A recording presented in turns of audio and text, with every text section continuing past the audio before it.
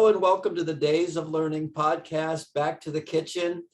I'm your host or co-host, David Nelson, and I am joined by my friend and colleague, Miss Yvonne Greer. Good afternoon, Yvonne. Good afternoon, David. And this is a wonderful day. Even though it's been a little dreary lately, it's definitely a wonderful day and a great program that we're going to be having today. You know, it is always good to see you and to certainly work beside you. We have worked in this space of diversity, equity, inclusion, and justice, you for your entire life and me really since I've known you. And I am grateful for the teaching that you have given to me over those years and the mentorship that you have given. But we also have a topic that is near and dear to both of us, this idea of leadership and next generation. Tell us a little bit about your take on this idea of diversity and this idea of leaders and what it means to you as a leader in the movement of nutrition and dietary science. Well, thank you. When I first thought of this title and for this presentation and for this day, Embracing Nutrition Diversity, Mentoring Nutrition Leaders, I thought about the idea of what is the next generation that's coming up? What is some of the people that are going to take the reign? Because I've been doing this, as you said, a long time. And many times we don't really understand that sometimes, we have to kind of empower the new nutrition leaders. But I think that nutrition is going to be strong with the leaders that I have mentored, but also some of the new nutrition leaders that's going to be coming in the pipeline.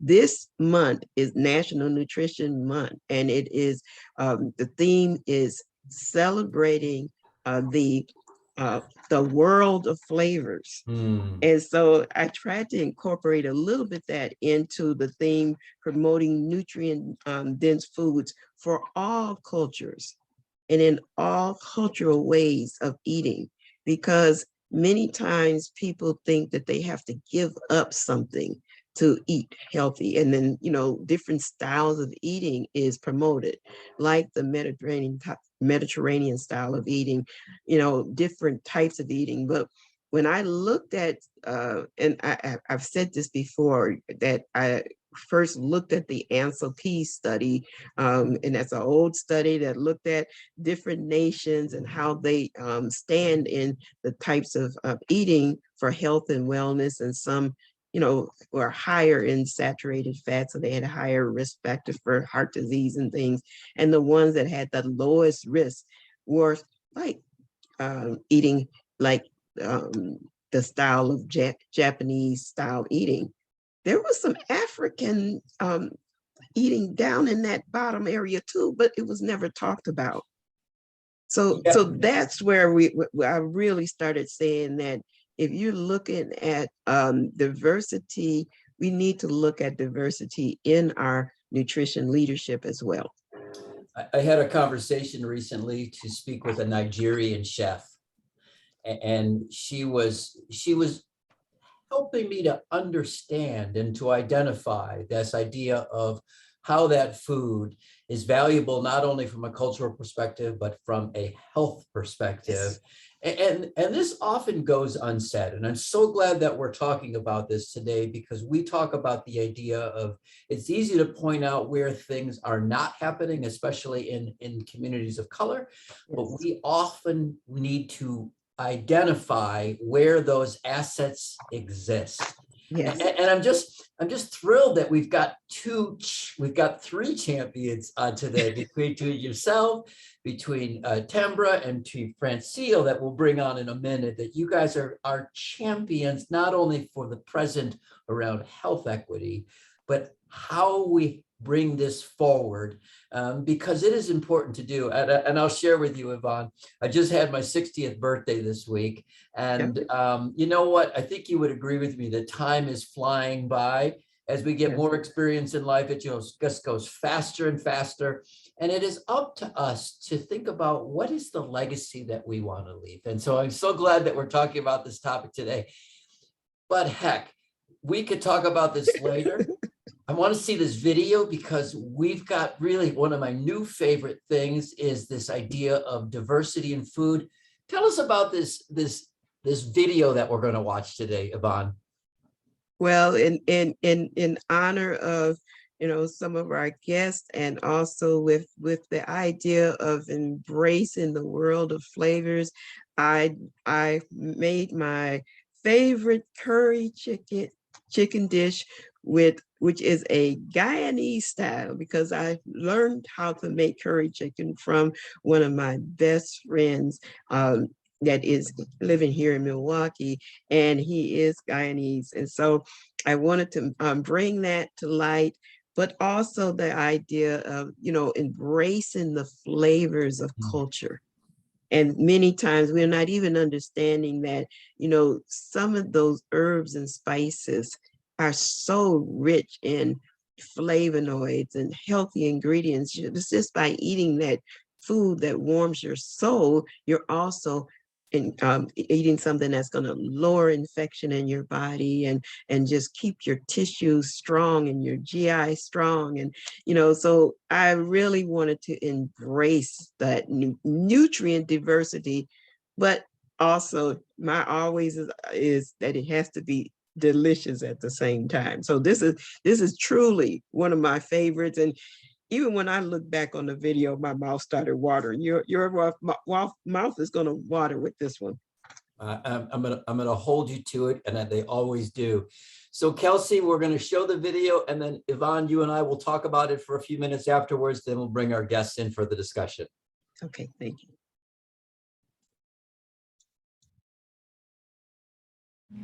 Hello, and welcome back to the kitchen, season 2.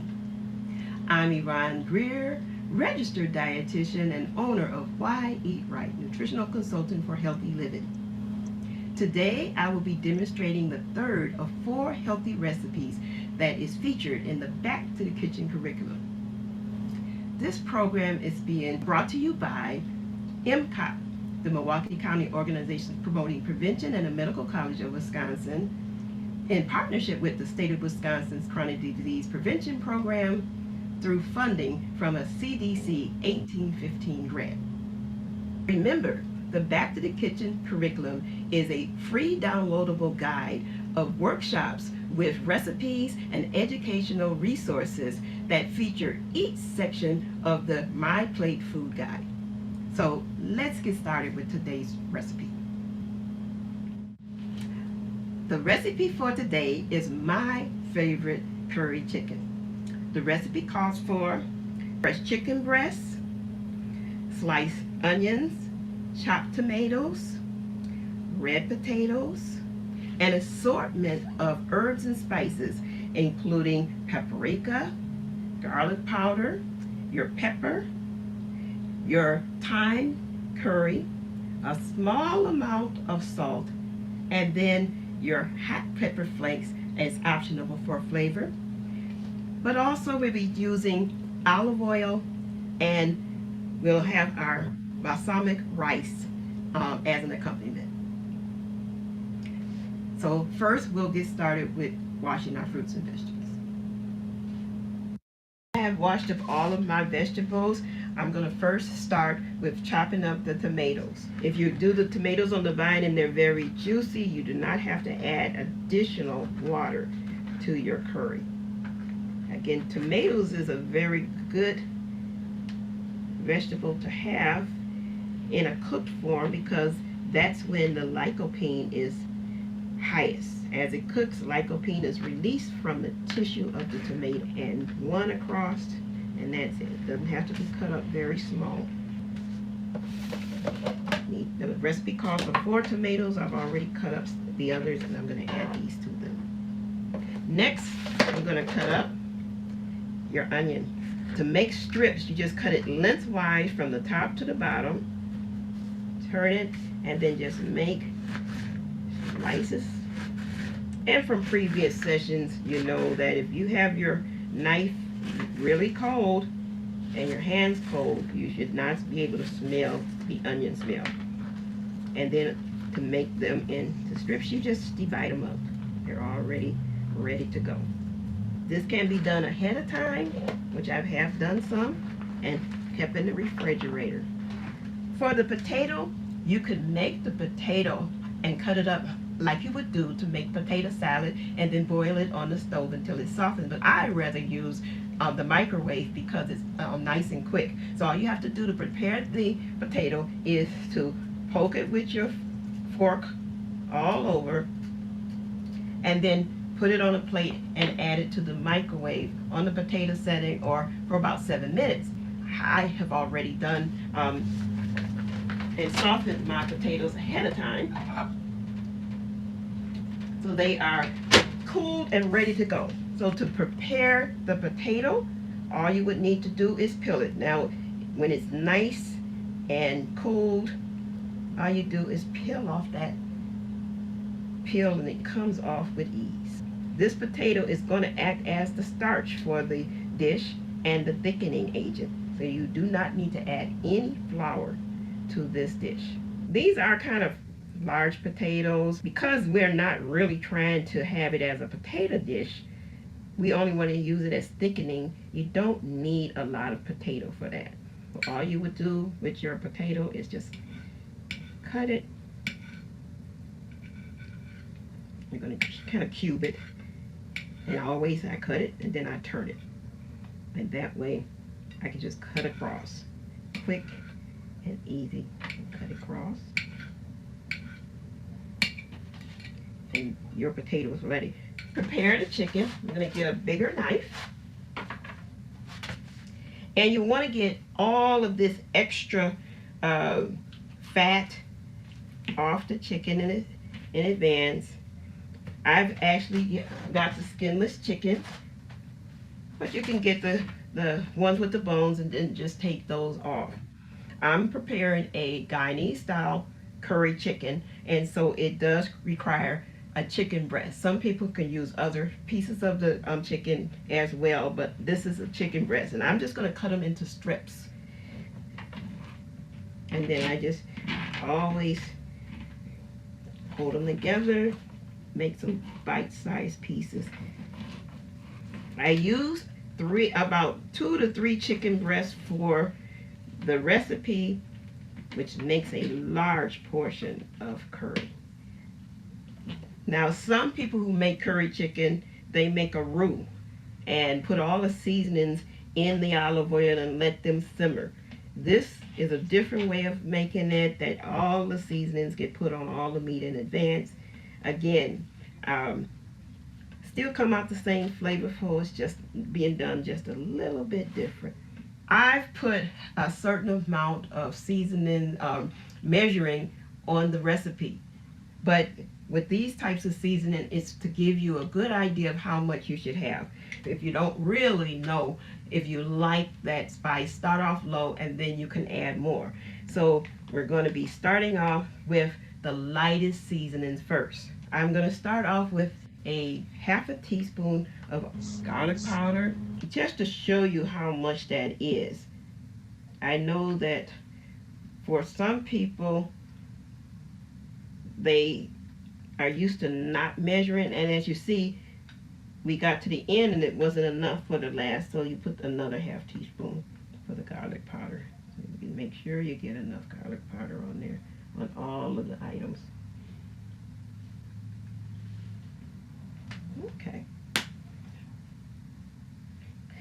Then next we're going to do the thyme. With the thyme spice, you have to, I always say, you have to respect the thyme. You want to have enough to make it nice and flavorful, but you don't want to have the thyme overpowering. That's about it. You can see it, but it's not enough to overpower. Then we're going to go with the pepper. Anytime you're using curry or you're using cumin, you need the pepper in order to get all the absorption. So only a half a teaspoon, and this will be mixed together. So now we have our paprika. As you put on your different spices, you see things are getting darker and darker. That's why you started with the light ones first. Then you just sprinkle. Okay, that's pretty good. And now for your curry. We do have a half a teaspoon of salt to add, and I try to add that at the middle or end of cooking. We are going to start off with a tablespoon of curry. This is sweet curry, and I've gotten it from a spice shop because it's very nice and flavorful. They have hot curry, if you like hot curry and different types of curry. So that's why I'm letting you know I'm using a sweet curry. Curry is a flavor that some people really like a lot of curry, and that's why you usually start off with a tablespoon, and then we're going to cook and then see how it tastes, and then you can add another tablespoon if you feel that you don't have enough flavor of the curry. Later we'll be using the hot pepper flakes. You can use 1/8 of a teaspoon as the recipe says, but there's no measure, so you want to use the 1/4 of a teaspoon measure and just not fill it up. This is optional. You can use it if you would like that extra kick of hotness. We need to mix it all up. However, if you don't want your nails to be yellow, you could either use gloves or you can mix with a fork. I'm going to mix with a fork and just mix it all over. Some people really like getting their hands and everything, but remember, we're going to be mixing this, and it's going to be a sauce, and it's going to get mixed together. But in the cooking process, we just want it all to have some of the seasonings all over.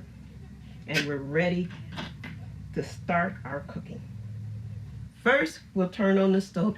We're heating the pan before we add the oil because we don't want to burn the oil or let it reach the smoke point, which would release different type of chemicals such as acrylamine, which is harmful to your health.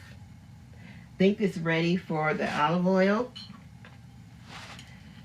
Usually it's about 1/4, close to 1/4 of a cup, or about 3 tablespoonfuls. I'm just going to roll it around until you see that you have a nice covering. And this is all the oil that you would need. Again, you don't want to let your oil get to the smoke point, so that you want the bottom of the pan to be hard, but you do not want your oil to be too hard. And then we're just going to add all the chicken all at once. It's nice and hot without the oil smoking. And then you just tap and add all those spices to the mix. At this point, you just want to have each side cooked until it turns white. Some of the chicken is already turning white, and we're going to be turning these over. And make sure that we get all of them starting to cook evenly on both sides. At the edges, you have to make sure you move it in. Oh, but it's starting to really cook good. This does not take long for this to brown. So now we're going to add in our first ingredient, and that is our onion.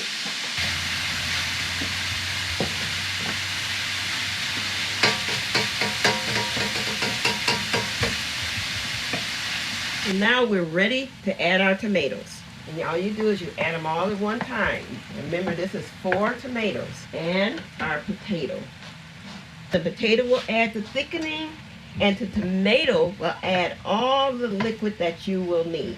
So the juices are already starting. I don't know if you can see those juices, but they're already starting to form from just adding these potatoes.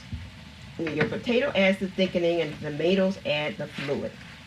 I have had the brown rice cooking, and you do that early so that you give it plenty of time to steam and cook. As I'm pushing this down, putting the tomatoes at the bottom, the juice is starting to come alive. I'm stirring it so that the edges can cook, because this is a big portion. Now, just think, we only use 3 chicken breasts, 4 tomatoes, and 2 potatoes. and some onion. And this is the beautiful dish that we're making. And remember, we've added no water to this dish.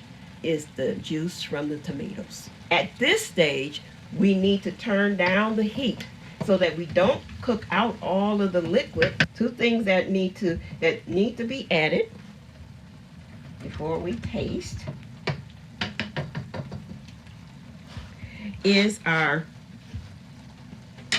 half a teaspoon of salt, just to blend the flavors in. Remember, we've used nothing with salt in it to this point. Half a teaspoon to the whole thing. If you do not want the salt, you do not have to add it. And then one other ingredient are hot pepper flakes. Again, that's my favorite. And I'm using the smallest portion on here, which is 1/4 of a teaspoon. And I'm actually not going to probably use the whole thing. I just want to get a little bit in there. That's all you need. And there's a few more flakes left in there just to give it that extra spice.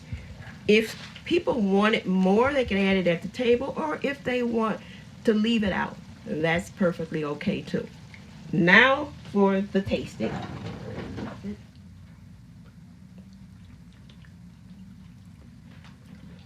For me, it needs a little bit more curry. I'm just going to add a half a teaspoon more. And it's all based on preference.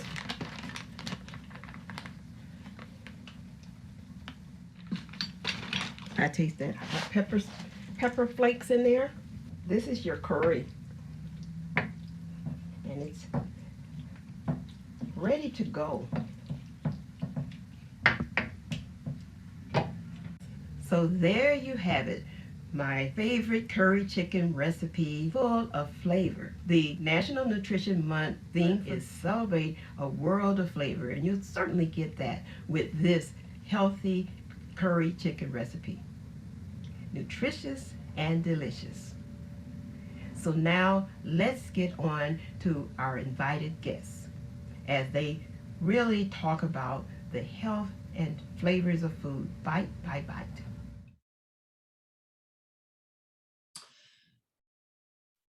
That was an amazing show. And thank you to Yvonne and to Richard Allen for making this a reality.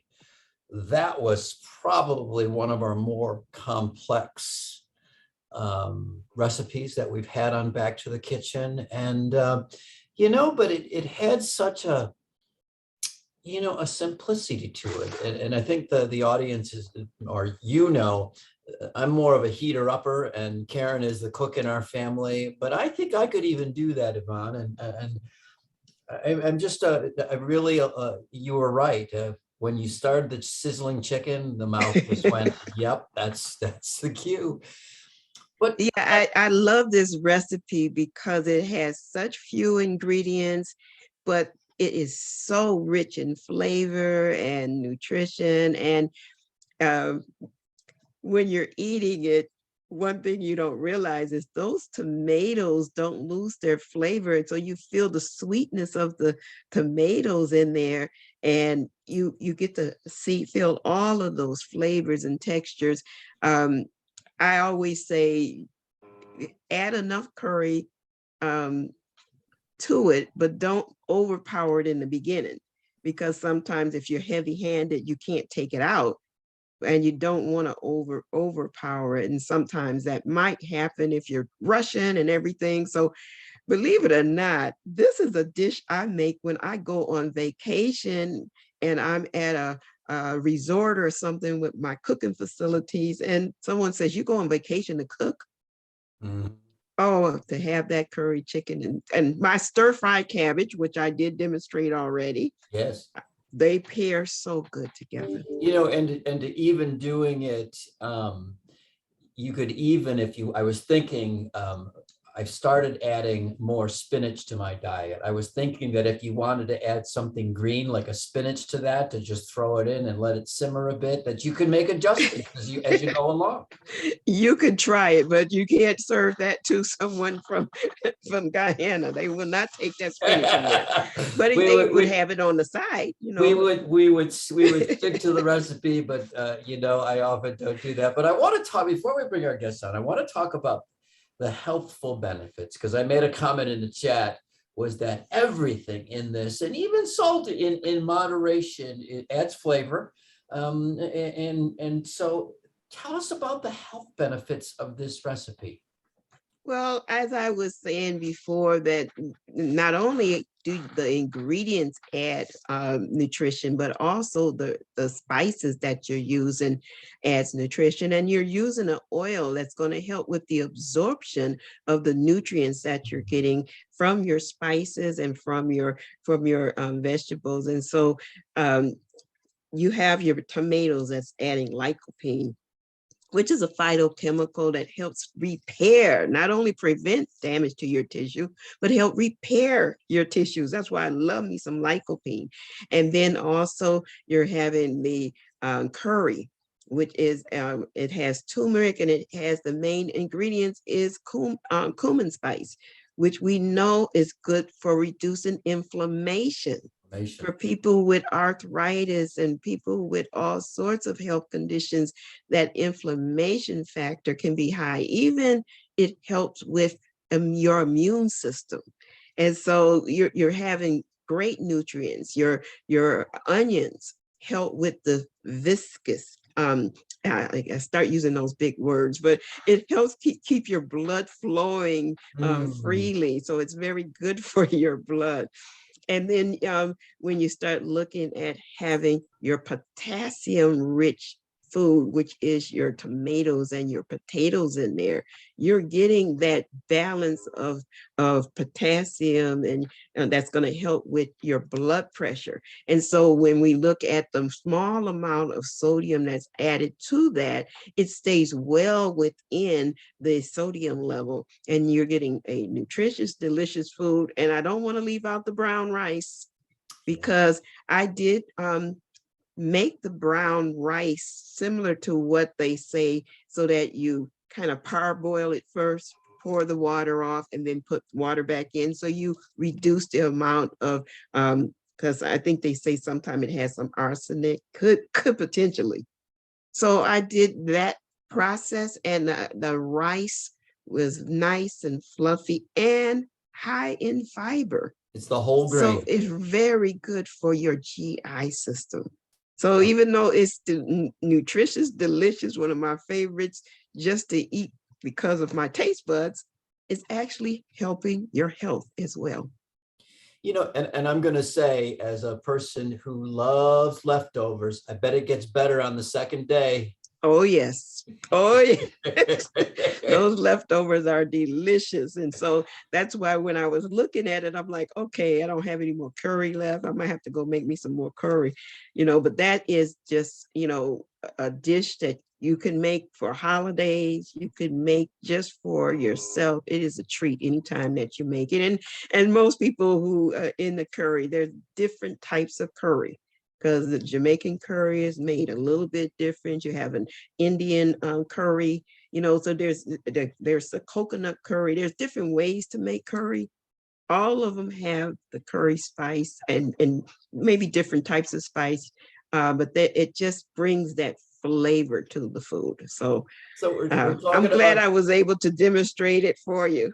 We're talking about diversity. So there's diversity in that curry too. So try different kinds of curries and see what you might like. Yes. Yvonne, thank you for teaching us as always. You are a master at teaching us, and you're making it accessible and making it nutritious and delicious. Yvonne, we've got some special guests today, and we are both excited to bring these guests on today. So can we bring them in now at this time? Yes, definitely. Yvonne, why don't we introduce them? And so we've got two guests today. And so we've got Franciel Ikeji, MSRD LD. Franciel, what a joy it is to have you. Franciel is an experienced registered dietitian and licensed dietitian and nutritional educator who has 10 plus years of experience in nutrition food policy, leading domestic and international program development, as well as health and nutrition training and professional development. She is passionate, empowering her community with cultural food and nutrition knowledge and strategies, as well as advocating for policies to support healthful and prosperous lives. There is so much that we could talk about, and we're going to get into it. And we're going to put a link to your website and to all the things that you're doing in the show. Welcome, Franciel. Thank you. I'm excited to be here. I appreciate the invitation and look forward to our discussion. Fantastic. Yvonne, over to you. And I am so delighted to introduce Tambra Raye Stevenson, MPH. Tambra Raye Stevenson is founder and CEO for WANDA, Women Advancing Nutrition, Dietetics, and Agriculture, building a pipeline of 1 million women and girls to lead from farm to health through education, advocacy, and innovation. A true champion for nutrition and health equity, she has been recognized as the 2001 Science Defender by the Union of Concerned Scientists, a 2001 Changemaker by Clean Eating Magazine, a 2020 Changemaker in the food system by Washington City Paper, National Geographic Traveler. I can't say that is ASHOKA, Robert Wood Johnson's Champion for Children's Well-Being, and by the NAACP with William Montague Cobb's Advocacy Award. She is definitely well recognized. She has been appointed to the DC Food Policy Council. Tambra supported increased funding and access to healthy food, along with nutrition and dietetic services for all to address the food apartheid. She was appointed to the USDA by Secretary Vilsack to the National Agriculture Research, Extension, Education, and Economic Advisory Board. She's co-chairs the Nutrition Security Working Group with John Hancock Insurance for the Tough Food and Nutrition Innovation Council. She also serves as the first national, I'm getting this wrong, the first North American representative for the African Nutrition Society. And I really want to hear about that, Tambra. She has led high-level meetings at the UN Commission on Status for Women, NGO Forum, World Bank, and IMF Spring Meetings, African Union Mission, US Library of Congress, and the Smithsonian Museum. She began her career at the Secretary's Office of US Department of Health and Human Services, US Department of Commerce, DC Mayor's Office of Women Policy and Victims Services, the UDC Center for Nutrition, Diet, and Health, and she's earned an MPH in Health Communications at Tufts University School of Medicine and a BS in Human Nutrition and Spanish at Oklahoma State University. She is completing a PhD at the American University School of Communications.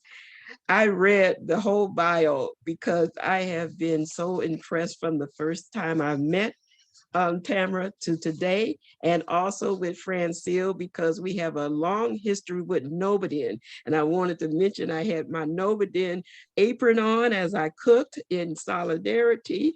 And I wanted to make sure that you two know that I am I'm going to say this like I feel it. I am so proud of you. All of your accomplishments and all the things that you are into. Thank you. Let's get started. That was outstanding. And Tambra, welcome. And I will say that Franciel has a background from a nutritional science from Texas A&M University and Tufts University Friedman School of Nutrition Science. I'm going to start with a single question for all of you, and then I'm just going to sit back and watch you all get with it. Franciel, I'm going to start with you. Talk to us about mentorship, what it has meant to you, and what does it mean for the next generation that is coming up, especially in this topic of diversity? Sure. Thank you again for having me. And it's a great question to start off with, especially following the remarks that Yvonne had, sharing how proud she is of us. Mentoring is everything. I can firmly say for myself, and since I'm close with Tambra, for her as well, we would not be in the position that we are in if it weren't for the mentors that we've had in the field of nutrition, food studies, food science, communication, anything and everything that we've been able to achieve. We are fortunate enough to stand on the shoulders that have helped pave the way for us. From Mrs. Yvonne, soon to be Dr. Greer, Dr. Creighton, so many women within Novadan that have just poured into us as young nutrition professionals and getting started, on this career path. So to me, it is everything, and just really fortunate again that folks before us wanted to share their wisdom.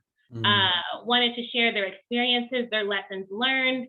Experience is a great teacher, and not wanting us to maybe take some side roads and stuff, sharing what they've learned so we don't make mistakes or watch out for landmines that honestly for Black women, some of those are set intentionally, right? So learning how to navigate in spaces, we do that a lot better because we had great mentors.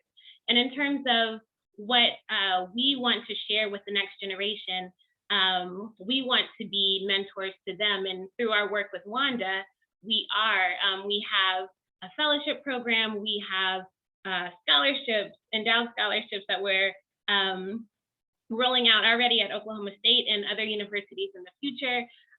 We currently have Howard University students completing their field experiences with WANDA and internships as well. And so Tambra and I say this a lot as it relates to WANDA.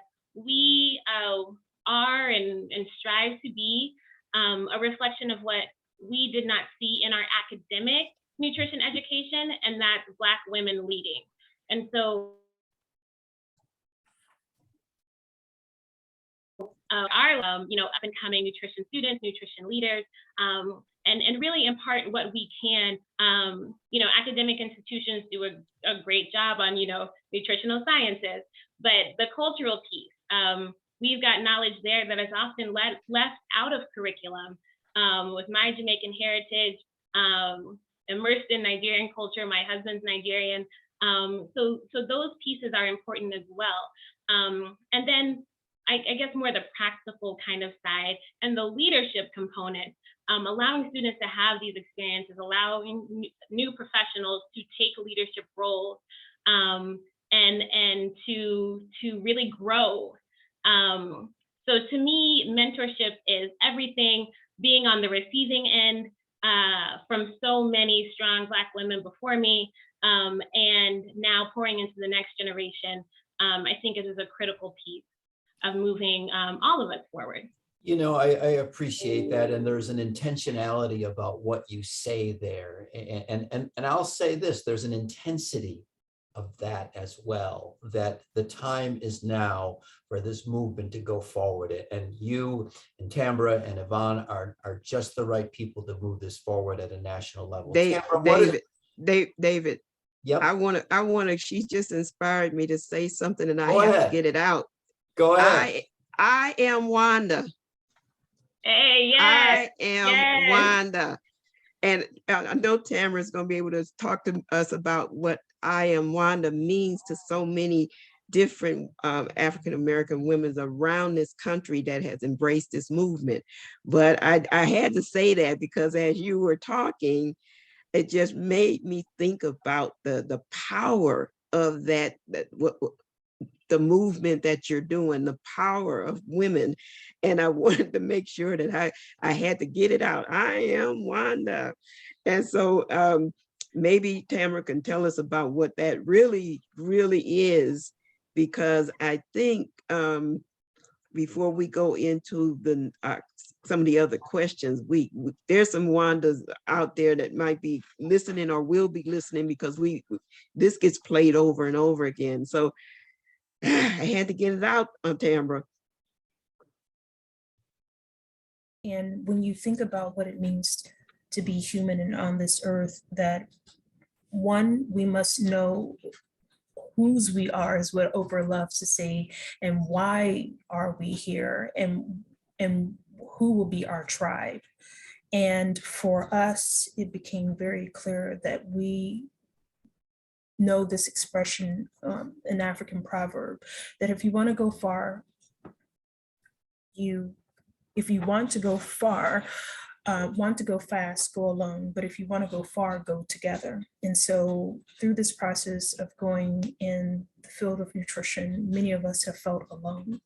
And so there is a need to create a sense of belonging, a community, a tribe of like-minded women who believe, one, that they serve a greater purpose that's bigger than them, that they know that in order to heal our communities, we first must heal ourselves. And then when we muster the courage and be brave enough to speak, even in spaces that may not feel safe, then we truly have risen to become that food hero that our community needs.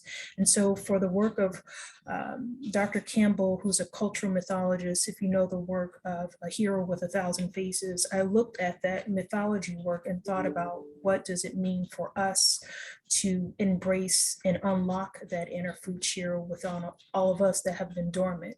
If this week, we just celebrated National Agriculture Day. If you go to Google right now and put in National Ag Day, what images pop up? They do not look like us.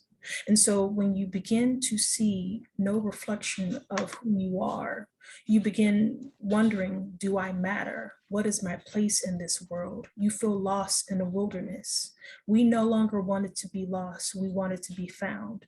And so to be found, we had to create a home that, just like children who are seeking asylum, of a refuge, a safe haven, we created WANDA, a community of women who believe that they are the leaders that we've been waiting for. As Sweet Honey on the Rock has said, we are the ones we've been waiting for. And so we know that we have to cross-cut silos and sectors and generations and geographies, and no longer put ourselves in a box, but break down the box. Though people say that, should you have a seat at the table? No, my question is, why don't you be the CEO of the Table Factory, where you never have to ask for a seat to begin with? So that is the level of innovative thinking that we bring to the work of WANDA. We're not interested in just simply having a course on what is Black food history. We are designing the institution to house the conversation, the curriculum, and the content, and the cultural competent providers to provide that. That is what true sovereignty looks like. So as I pursue my work at the doctoral level of thinking through identity, how does that reflect in digital spaces when we think about intersectionality, and how does it reflect through the food that we enjoy, understand that that food is also a reflection of our cultural, political, social dimensions that have yet to be truly explored in the field of nutrition. And so if we only see nutrition through a biomedical lens, we have already narrowed the visions of angle of how we can truly address the social determinants of nutrition. And so we know that. That's why we are doing the work that we do, and why we're taking the approach of not simply looking at food, but making the human capital investment for the food system to even exist. Just this past week, USDA Secretary Vilsack gave his remarks that seemed to be breathtaking for many, but one of the pieces that was missing in that conversation on nutrition security was the importance of human capital investment. When you think about those who implement USD funded programs like SNAP and FNAP, they don't work in isolation. They're not automated systems. There has to be a human breathing body who operates and put life into programs every day to make people believe that they not only matter, but their nutrition matters. That was the part to me that was missing in what we continue to champion. We must look at nutrition security no different than national security. In order to have a war and be a winner of the war, you must equip the troops on the ground with the proper resources, training, and capacity that they need in order to win the war. That is the conversation that we're not having. And that is why we've made the investments in creating endowed scholarships, creating fellowships, creating internships, and providing opportunities where whether you're at a PWI or HBCU, and break down this idea of what it means to truly think about training, not from an extractive or one-dimensional direction, such as I'm pouring knowledge into you, but it's a symbiotic relationship. As I teach you, I learn from you. That is the intergenerational approach. And that is something that unfortunately we have limited our way of thinking in this westernized landscape of education. And until we break down those silos and see that we are spiritual beings having human experiences, that we have a purpose that needs to be birthed and transformed, we will not truly make the innovative dimensions that we need to see in nutrition as what we look to do in the work of WANDA. Thank you, Tambra. That was, I'm gonna make a couple of comments, Yvonne, that I want. Go ahead, and then I'll make a comment. Yeah, you really speak to the idea of, we often speak of the idea of a mindset of scarcity. And what you're speaking here is abundance. And I've worked in enough of community engagement and health inequities, and I work in an institution where the medical model is predominant. We often want our medicine and the people receiving medicine to be passive recipients. But instead, what you're talking about is you're talking about being active and leading the efforts, because it has to be a mindset of, I have to see people that look like me and food that we will eat together. And then there's a sharing and there's an abundance in that. So, this idea of working on human capital speaks to the idea of abundance, and there's enough. And there's enough for everybody. And instead of being passive recipients of take what you get, it's like, no, that's not good enough. And so this is what we need more of. Yvonne, over to you. Yes, and I started thinking about the work that I'm doing in my doctoral studies, and it talks about the whole issue of social capital and food insecurity, and it mentions human capital and community capital and bridging relationships and all of that relationship pieces of it that many times is missing. When I went through as well, there was nobody that looked like me in nutrition and dietetics. And to learn and to embrace my own nutrition from a cultural standpoint, I had to learn about it on my own. And like you said, even though you can put some things in there, you still, like, oh, this is what the soul food diet is or something like that. You still can't understand the emotions tied around that food and what it means to that person, because sometimes food is survival, sometimes it's love, sometimes it's courage. There's so many things, especially for our community, that you just can't come in and just say you need to eat Mediterranean diet if that's not what they eat. It's almost as if you're saying, oh, throw away the things that we survived on all of our lives and through our history and through our culture. Yet, I had to go back to say, if our food was that bad, we wouldn't be here today. Mm-hmm. And make sense of it. Sometimes people can't make sense of things if if they can't relate to the foods that you are talking about. And sometimes when you think about the Dietetic Association only having, the numbers always change. I just saw something that said, oh, 16% people of color. And I'm thinking, well, if you're looking at African Americans, it's still about 2.6%. Exactly. So you're talking about this idea of, and that's why I wanted to have this talk about nurturing future leaders, because Right. we need more leaders of color in our profession, but we actually need them to be empowered to know that the food of our culture should not feel like that it's something that we can't eat.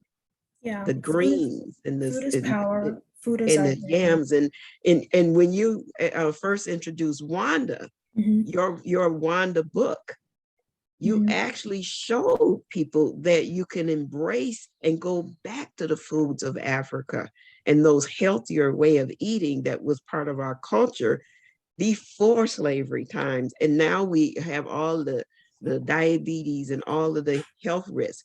If you can kind of talk about that piece of it, because I think some people, they don't realize that you can change the way you're eating. And it is part of our culture that we had a healthy way of eating, yet we over time got into a way of eating that is causing us to have diabetes and heart disease and all of these health problems that we didn't normally have in the first place.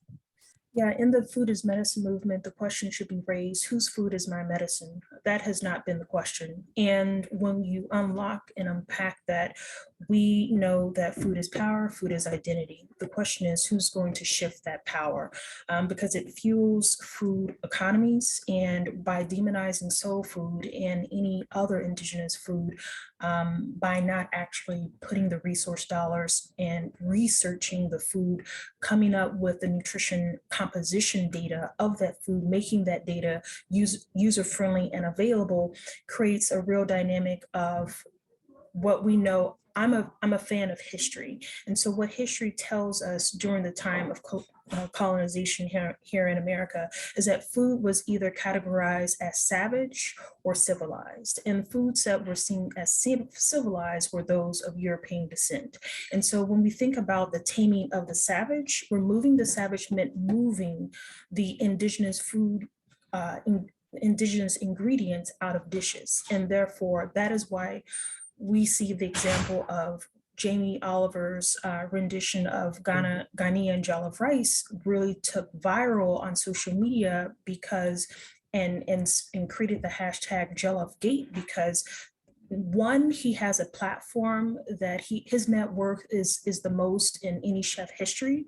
And so he, in essence, represented like the British Empire invading West African jollof, civilizing the jollof by incorporating European ingredients. This was not the discourse that was intellectually had in the digital space, but as a scholar, this is what history is sharing. Why is there such opposition, but at the same time, those who were embracing? So you have to factor the colonial gaze at work of when we are finding people of color who are saying, what's wrong? He's introducing, but who's making the money? You have to follow the money when it comes to food. It's not simply about, are we eating white rice or brown rice? We knew that even in the time of jollof rice creation in Senegal, that we had a Senegalese woman from the jollof empire creating that rice, yet where was the compensation? And then the rice that was used was the broken rice that was coming out of Southeast Asia because it was a French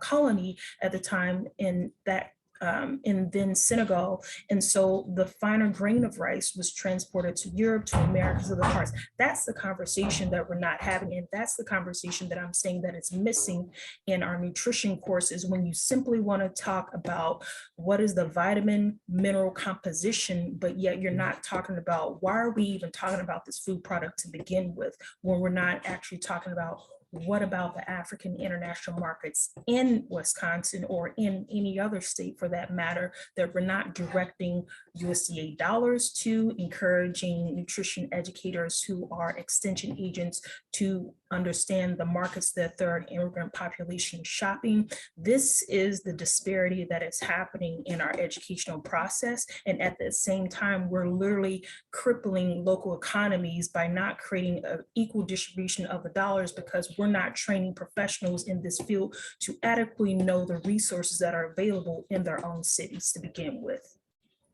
We can call that another form of oppression, if you will, and I think you're speaking well into that. Franciel, I was wondering if you could take this, I really made this note of this, the idea of food as power, and apply it to your work that you're doing through Better Nutrition, Better You. And what do we still need to learn in this space that pushes against some of these standards and this colonial thought that Tambra and Yvonne just mentioned? Yeah, thank you. Great question, and great remarks by Tambra as well. As has been shared, yeah, food is a ton of different things.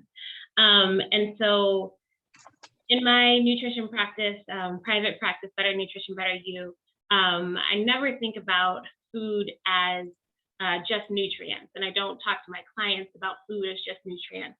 And thinking about the folks that I do serve, largely African-American, African immigrants, that's just not how regular people think about food. And so it's much more than the vitamins and minerals. It's the tradition, it's the culture, it's the power that you talk to.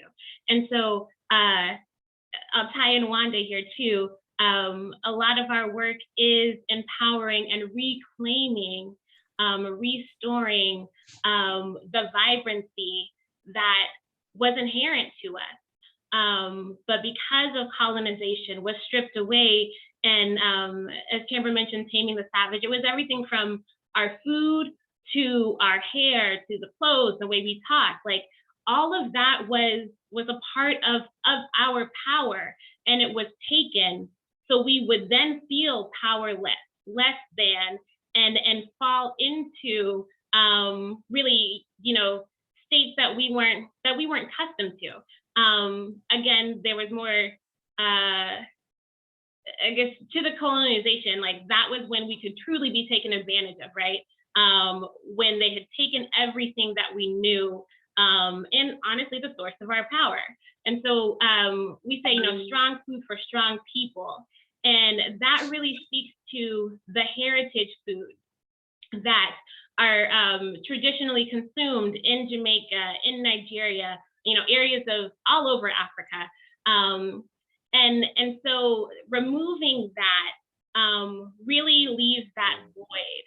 And so in my practice, in WANDA, we're all about bringing that back and reminding the women and the girls and the clients that we work with that all you need is already within. Within you is the connection to your ancestral heritage. Within you is that connection to your food, the roots of your food. And so how can I help you? How can I facilitate you bringing that out? It's this real co-creation of solutions, of strategies. It's not a didactic learning of, here's your meal plan, be on your way. Even though I'm familiar with, Jamaican food and what we eat in my house, Nigerian food and what we eat in my house. But hey, there's, thousands of Nigerian and Jamaican dishes. Just the 14 I put on a 2-week plan may not be the ones that you want to eat or that are convenient for you to prepare, or you even like to eat, right? Everyone has different taste buds. And so this co-creation, I think, is really where we bring the power that folks have within them out, and empower them to walk in that, to live in that, and to be comfortable with it, to fully own it. And especially for women that, even me myself, growing as a leader, being comfortable with this power, and how to yield it in an effective way, to bring others up and to not cut others down, right? So learning and helping guide folks in that way, because they have it within them. I'm not inserting anything special. They've got the special sauce. They've got the special ingredient. I'm just facilitating bringing that out of you, because you have it. And I want the women that we work with, my clients, I want them to own that and to go forth. And I mean, colonists would say this, go forth and conquer, right? And that's what they did.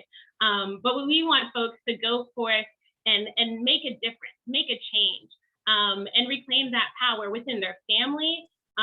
You know, how do you want things to be in your own household, in your own kitchen? How do you want things to be at the places that you worship in your church, right?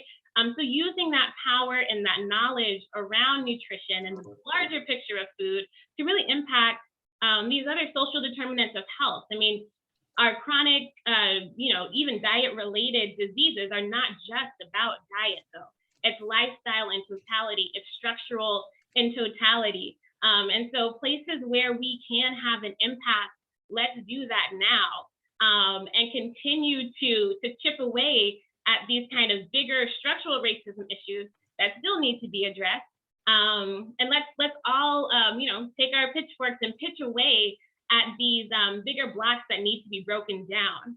And so starting with yourself and at the home level is definitely important, where there's some, you know, areas of influence that we want folks to be empowered to act in, and also working on the structural issues as well. Because yes, it's power at so many different levels. I really appreciate that. And Yvonne, I was hoping you could take it from Franciel there, because she used a phrase that I just think is powerful. You said, empower and reclaim. And many of these things that you have taught me over the years that we've been associated is about this reclamation and the empowerment of people to do right by their families and their community. Can you speak into this, please? Yes. And the one reason why I already said I'm so proud of these two right here, and there's many others that sometimes I call unsung heroes, but I think you're getting, you know, accolades all over. But at the same time, sometimes the power, people feel powerless when it comes to health, wellness, their food, their, you know, when they approach even nutrition, some people don't feel that power, and they are kind of just given this list of do this and don't do this, and then you get these labels of non-compliant. I don't even want to hear the word non-compliant when it comes down to what needs to happen. Is that we had things stripped away, and now we're relearning. We're in the process of rediscovery, relearning, and some people are further in that process than others, and being able to help people along that journey of learning and reclaiming.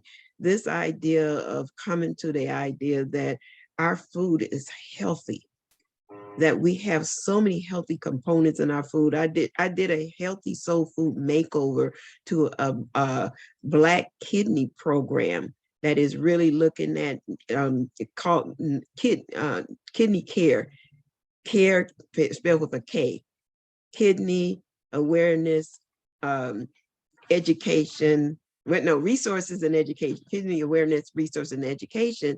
And it's saying that we are starving for knowledge in order for us to be able to have the power to eat in a healthy way within the cultural foods, and to be able to reclaim and understand that there was nothing wrong with the way we were eating. We survived on it. We nurtured children on it. But then now that we know that some of those ingredients can lead to heart disease and some of the health problems, we can also change those habits and then really feel empowered to live our best life.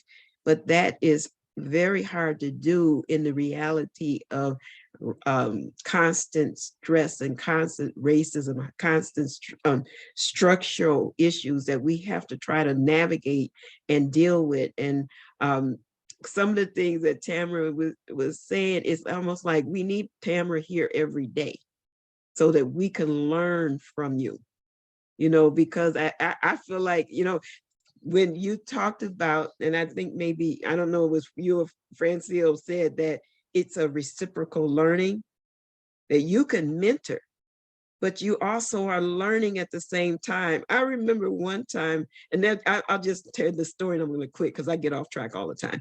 But I was doing a program with a whole group of African-American women in the program, and I'm supposed to be teaching them and all that. And we got on the subject of okra. I learned so many ways to make okra in that class that I had never heard of in my life. And it was like everybody, I couldn't believe that we could be spending 20 minutes just talking about okra in different ways and different food ways. And I was like, this is amazing. But we then had an avenue to share our voices and to learn from each other. And that does not always happen. And because some of the spaces that we are brought into, it's still that hierarchy of I'm the clinician and you do what I say do and all this, and not honoring that person that's sitting right there before you. And when you start talking about health, wellness, nutrition, that's personal. That's highly personal. And so and that person has a history and a story. So I have always known that I had to start with their story. And I think both of you have really talked about that. And the only reason why I keep going back to Tambra not telling me about that book that she wrote about WANDA and how that got started is because I know Tambra has evolved so much so that I know you haven't abandoned the WANDA book and all the rest of that, but you are doing stuff at a higher level. But I feel that foundation was so key. So if you can tell us about how you came to make the book, WANDA. I Am WANDA. Yeah, I can definitely do it. It's quite simple. I looked at my life and I thought, if I die, to David's point earlier about legacy, what regrets would I have? And the stories that keep repeating in your head are the whispers that spirit is talking to you. Oprah talks about this. And I kept going back to this memory of this book I presented to my mom that I wanted to have published. And she drove me around downtown Oklahoma City, humoring this young child who has written this paper-based book and trying to find a publisher. Well, I can now say, did she play with my emotions? But that belief was that there's a story in me that needs to be told.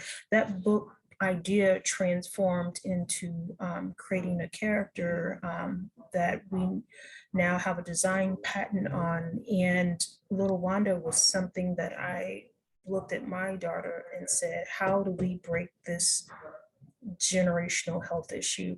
And she was 4 at the time, had a cavity. She doesn't like me to tell the story, but it was my truth. And she had a pre-K teacher who did not want to do anything about junk food as reward systems in the classroom in an area that is suffering from food apartheid, no nutrition education, no garden education, yet I'm advocating for these food policy changes as an everyday food citizen in the district. And I thought, there is a disparity happening here. I'm fighting for someone's community, but it ain't mine because nothing's happening, nothing's changing. So that's when I had to unlock that inner food hero in me and said, how do I transform these teachers and other people to see themselves as part of the whole child development process? It's not enough to say it's only the onus falls on the parent, which is the corporate lingo, but it's actually, we all play a role in driving health in creating that culture of health in our community. And so literacy obviously was a very critical part of a child development. And I married the world of food and the love of books that I did not see in my home. And so now if you enter my home, it's books everywhere. There's no TVs you will ever find in a room. That is how much I love books, and why I'm now pursuing a doctorate to continue to write books at a higher level. Because books as a child growing up in Oklahoma gave me this imaginary place to travel to a different space and believe that there was a world out there that I needed to discover. And even when I didn't have a plane ticket to fly somewhere, I could travel through that story. And so that's why my upcoming TED Talk is going to be not simply about reclaiming our food as medicine, but our stories as medicine. Too long we have had a dangerous, as Ngozi Adichie says, the danger of a single narrative. We have had a single narrative of what it means to be Black in America when it comes to the food system. And I wanted to challenge that with a counter narrative and be able to present that we are not only the protagonist, but actually the hero of the story. And so when we unveil in the next time we meet in the next couple of months, we will have a PSA that we've put together that definitely, creatively, innovatively tells this story about WANDA. And we need to have a whole generation of little girls to see themselves as a food hero. So this story goes into the dynamic that I saw my grandmother die from complications of diabetes. I didn't know how a story like that impacted me, but it made me say, if I could change that story, what would I do differently? And the thing that I didn't know nutrition was a field. I didn't know it was a career. I didn't know any of that. I never even knew people in my family who went to college. So for me, I said, knowing what I know now, what would I do differently? I would have been that food hero to save my grandmother. Yeah. Thank you for that. And thank you, because my grandmother also died of complications from diabetes and kidney disease after I was a dietitian.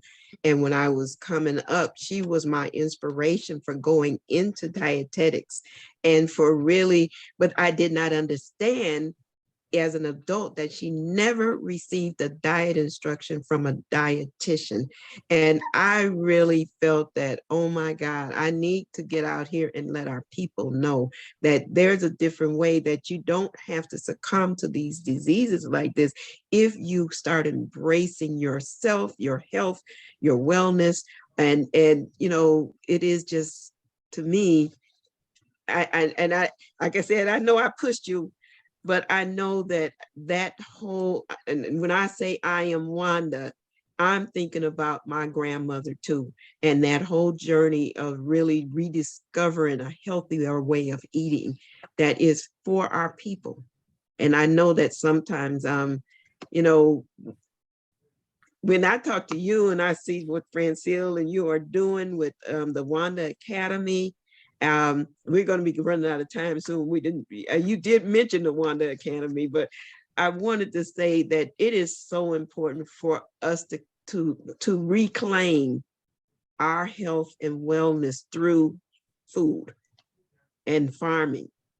And we didn't talk about farming. We can go into so many subjects, but we also, my family had a farm outside of Milwaukee that I had to work all my life. And so that whole thing of reclaiming our food, farming the earth, all of those things are things that you guys are doing on a day-to-day basis. Thank you so much for that. Go ahead, Tambra. Yeah, I just simply, I just wanted to share that the takeaway message for anyone who's tuning in is to know that we're not no special or different than you, but we simply just answered a call in our hearts. And I hope that you, as every day goes by, time is the only currency that is finite. And what do you choose to do with the time that you have on this earth to make a difference, to plant the seed of hope and not dope, which is helping other people every day. But that is what we're talking about here, is how do you see the power in your kitchen as a form of a sanctuary, that you're healing your meals, you're not killing them, and understand that that is where we can start making incremental change in our homes, in our families, in our communities, and sharing the good gospel. That's what we're doing at WANDA. Thank you, Tambra. Franciel, what is your hope for the future? Yes, thank you. Part of our work in WANDA is by the year 2030, 1 million women and girls that really see themselves as those everyday food heroes. We talked about the mentors who paved the way, whose shoulders we stand on, our grandmothers, my 3 grandmothers, my mother, for everyone in this WANDA movement, Black women and girls, not only in America, but across the diaspora, to turn their apron into a cape. Yvonne had her no-banana apron on in the cooking segment.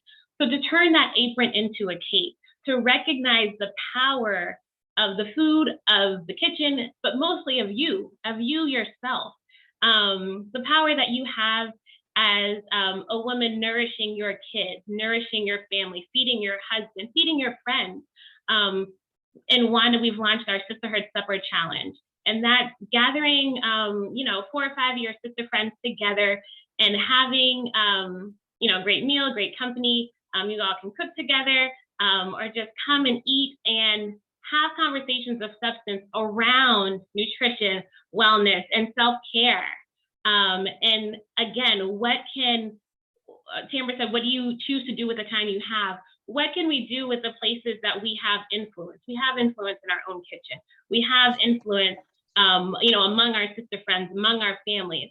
And so what I want to see is that change on an individual level, women seeing that apron as a cape, unlocking that superpower, and then policies that support that.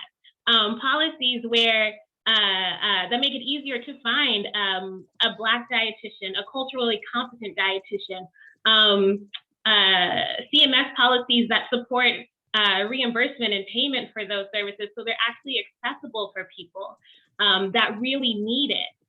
If we think about the major drain on the economy that nutrition-related chronic diseases have, just weighing down, on our GDP and overall productiveness as a society, it's a more than worthwhile investment.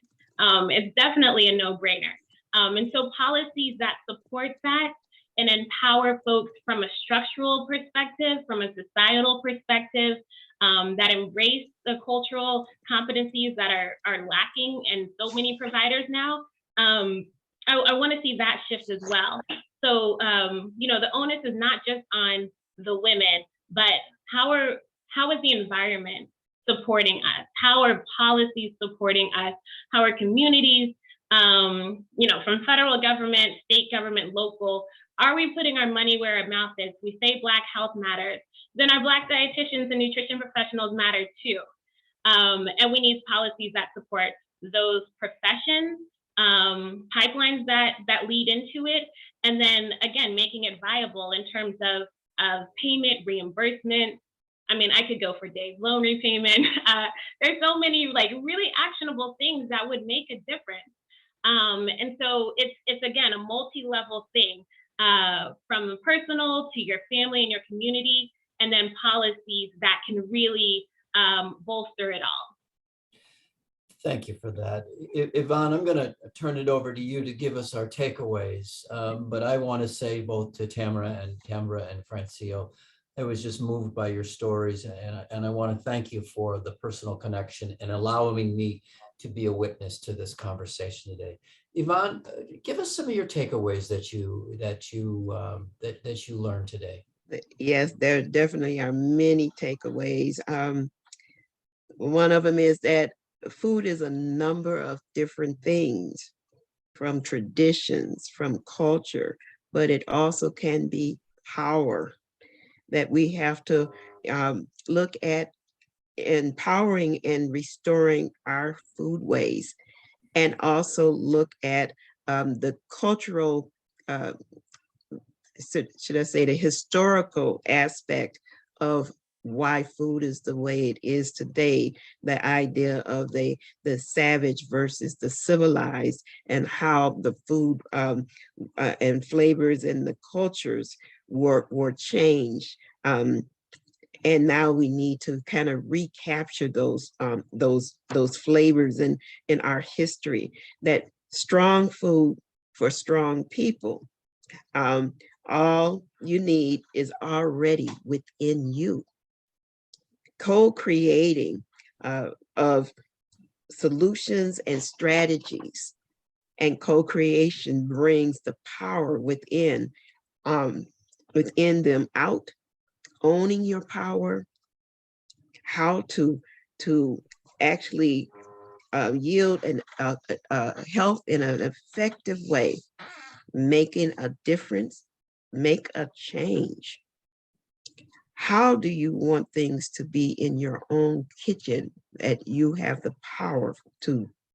And then also looking at the idea of when it comes to our eating and our heritage, that we have the power to make that difference, but we do need to look at those structural changes that need to be made and the support that's needed to make those changes. And my only last comment is that dietetics is such an expensive field to go into. So I applaud you for really looking at how to create scholarships, how to create that support that is needed for those young people who want to go into the field and find the obstacles. I have a student that's with me right now who almost would not be completing her degree if there was an alternative way to get her experience in. So thinking outside the box, if people really are looking at making a difference, policy systems probably definitely will need to change. So I applaud you, I support you, and this has been just wonderful having you on. And we will be seeing, I will be seeing you again soon, Tambra, because she's going to be coming back to Wisconsin, presenting in Madison at the end of April. So Well, hopefully we'll be get the able to meet contract signed some of first. the community people in Milwaukee. We are just thrilled to have Tambra, Franciel, and Yvonne join us today. Yvonne is regular with us on the Days of Learning Back to the Kitchen podcast. I think I was having a conversation this morning with an up-and-coming leader, and she works in safe and stable housing and affordable housing. And we were talking about the lead that exists in some unaffordable housing, and that often it disproportionately impacts communities of color. And I was telling about our work, her work, and our work in food. And much of the work that we see in food and in housing and in education and health, it's looked at through the lens of a circle. And we need to have champions connecting in these circles, because the message that you're giving here about the idea of power and about reclamation is no different than it is in housing. And so I thank each of you for being that reclaiming voice in the space of food, and actually adding a spiritual dimension to it, which is often lacking, and yet we are spiritual beings. And so thank you for joining us today. And we would love to have you back again if it fits into your schedule. But Yvonne, we've got a really cool session coming up, getting to the roots, impacting social determinants of health. Who is going to be our guest on that show? On that show, we're going to have Julia Mims. She is a RN extraordinary. She's a parish nurse. She's also on a board of health for the city of Milwaukee. She's on many different programs and different grants with me, but she also has a group called Blankets of Love that embraces our young women to embrace breastfeeding. And also she does things with seniors in the community. She has a food pantry that has diabetic boxes that she's giving away. So we want to celebrate the success stories, not always the negative stories, the success stories. And then we're also going to have Deborah Nevels, who is the program director for the Medical College Wisconsin's Cancer Center. And she is doing phenomenal work with restorative justice and really letting the community step up and really look at solutions to heal the harm that has been done in the past and to go forward to a better future. And we want to hear some of those success stories. I'm so excited about that. Like every time we have a program, I say, oh, this is the best one. Every program is the best one. But this one really touches me so much because that learning process, that mentoring process, when you say, you know, I've helped in some little slight way, I get so much from the students and the people that come through my life. And so that's why I really am so proud. And like I said, I'm always learning. So Franciel, when I get through, you might get that call so I can figure out how to get my business transformed a little bit. And I probably will want to come and see your WANDA Academy and meet some of your women. But from a long time ago, I just embraced the idea that, yes, I definitely am WANDA. I support you and I wish you so much, not success, but I wish you well in this journey. And on that note, for Days of Learning, Back to the Kitchen podcast, thank you for joining us today. Bye, everyone. Thank you.